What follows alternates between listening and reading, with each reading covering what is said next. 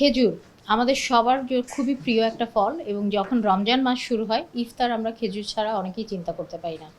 আসলে খেজুর এই ফলটার গুণ কী? সুদূর আরব দেশ থেকে শুরু হয়ে যদি আমরা সারা বিশ্বে চিন্তা করি, অনেক দেশে কিন্তু রমজান মাস ছাড়াও রেগুলার খেজুর খাওয়ার প্রচলন আছে।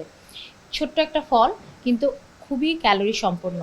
সো যদি দেখা যায় একটা ছোট্ট খেজুর খাওয়ার পরে আপনি যে এনার্জিটা পেয়ে যাচ্ছেন সাথে, সাথে যেটাকে ইনস্ট্যান্ট বলি আমরা, সেটা আপনাকে অন্তত নেক্সট 2 আওয়ার্সের জন্য কাজ করার একটা সুন্দর সাপোর্ট দিয়ে দিল।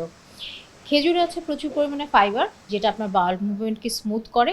একই সাথে অনেক ধরনের অ্যান্টিঅক্সিডেন্ট, যা কিনা আপনার শরীরের যে বিভিন্ন রোগ প্রতিরোধ ক্ষমতা বা বিভিন্ন জার্মসকে প্রোটেক্ট করার জন্য হেল্প করছে। খেজুরে আছে ম্যাগনেসিয়াম, পটাশিয়াম, সেলেনিয়াম, যে উপাদানগুলো যদি আমরা দেখি যে ব্রেইন ডেভেলপমেন্টে বা ব্রেইনের যে ইমপ্রুভমেন্টে সেটাকে কিন্তু হেল্প করে। তো এক্ষেত্রে স্টাডি বা সায়েন্স বলছে, যেটা আলঝিমার রিসার্চ, আলঝিমার যে ডিজিজ, সেখানে কিন্তু খেজুর যদি যেসব যারা রেগুলার খেয়েছেন একটা নির্দিষ্ট টাইম পর্যন্ত, তাদের কিন্তু এই ডিজিজটা হওয়ার প্রবণতা কমে যাচ্ছে। এবং আলঝিমার পেশেন্টদের ক্ষেত্রেও রেগুলার মেনুতে কিন্তু খেজুরটাকে ইনক্লুড করা হয়। তাহলে শুধু রমজান মাসের ফল হিসেবে না, পুষ্টিকর ফল হিসেবে খেজুরকে কিন্তু আপনার প্রতিদিনের মেনুতে রাখতেই পারেন।